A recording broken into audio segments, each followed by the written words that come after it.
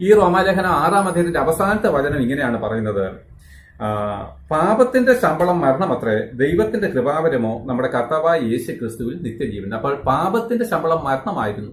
അപ്പോൾ നമ്മൾ മരണത്തിന് പാപസംബന്ധമായിട്ട് മുന്നമേ നമ്മൾ മരണത്തിന് വിധേയപ്പെട്ടവരായിരുന്നു. പക്ഷെ യേശുക്രിസ്തുള്ള ദൈവത്തിന്റെ കൃപാവരമോ എന്താണ്? നമുക്ക് നിത്യജീവനെ നൽകി തന്നു എന്നാണ് അതിന്റെ അർത്ഥം.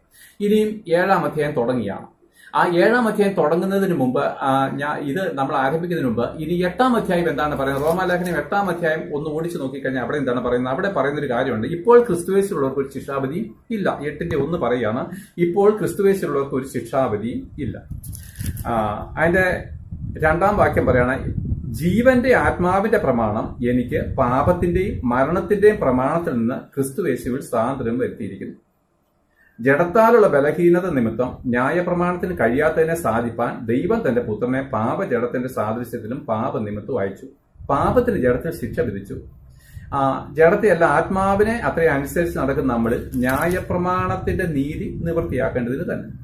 എന്നിട്ട് ഇങ്ങനെല്ലാം പറഞ്ഞു നോട്ട് 8-ാം അധ്യായം അവസാനം നമുക്കൊരു ഉറപ്പ് തരുന്നതാണ്. എന്താണ് പറയുന്നത്? 38-ാം വാക്യം: മരണത്തിനോ ജീവനോ ദൂതന്മാർക്കോ വാഴ്ചകൾക്കോ അധികാരങ്ങൾക്കോ ഇപ്പോഴുള്ളതിനോ വരുവാനുള്ളതിനോ ഉയരത്തിനോ ആഴത്തിനോ മറ്റ് യാതൊരു സൃഷ്ടിക്കോ നമ്മുടെ കർത്താവായ യേശുക്രിസ്തുവിന്റെ ദൈവസ്നേഹത്തിൽ നമ്മെ വേർതിരിപ്പാൻ കഴിയത്തില്ല എന്ന് ഞാൻ ഇച്ഛിക്കുന്നു. നോക്കുക, റോമാലേഖനം 6-ാം അധ്യായവും 8-ാം അധ്യായവും നമ്മുടെ പരിപൂർണമായിരിക്കുന്ന അല്ലെങ്കിൽ നമ്മുടെ പരിപൂർണതയെപ്പറ്റി അല്ലെങ്കിൽ ദൈവത്തിലുള്ള നമ്മുടെ ഉറപ്പിനെ പറ്റി, നമ്മുടെ പാപമോചനത്തിനെ പറ്റിയും നമ്മുടെ വിശുദ്ധിയെ പറ്റിയും നമ്മളിപ്പോൾ ദൈവത്തിന്റെ പ്രിയരാണെന്ന് ഉറപ്പിക്കുന്നു.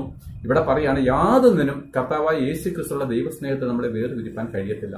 എത്രമാത്രം ഉറപ്പ് തന്നിരിക്കുന്നു. പക്ഷേ 7-ാം അധ്യായത്തിൽ ഈ 6-ാം അധ്യായത്തിന്റെ അവസാനം നിർത്തിയതിനു ശേഷം 8-ാം അധ്യായം തുടങ്ങുന്നതിന് മുമ്പുള്ള ഈ 7-ാം അധ്യായത്തിൽ തികച്ചും വ്യത്യസ്തമായിരിക്കുന്ന ഒരു കാര്യമാണ് പൗലോസ് അപ്പോസ്തലൻ കൂടെ പരിശുദ്ധാത്മാവ് നമുക്ക് പറഞ്ഞു തരുന്നത്. ഈ 7-ാം അധ്യായം 1-ാം വാക്യം നമുക്കൊന്ന് വായിച്ചു നോക്കാം. അവിടെ പറയാണ്: സഹോദരന്മാരെ, ന്യായപ്രമാണം അറിയുന്നവരോടല്ലോ ഞാൻ സംസാരിക്കുന്നത്.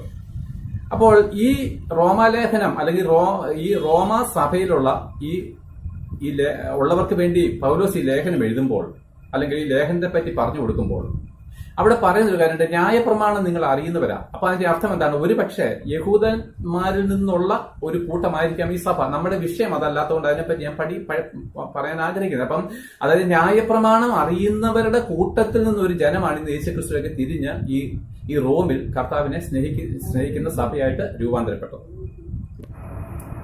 അപ്പോൾ ന്യായപ്രമാണം അറിഞ്ഞിരുന്ന ഒരു ജനമാണ് ഇന്ന് യേശുക്രിസ്തുവിനെ അറിഞ്ഞിരിക്കുന്നത്.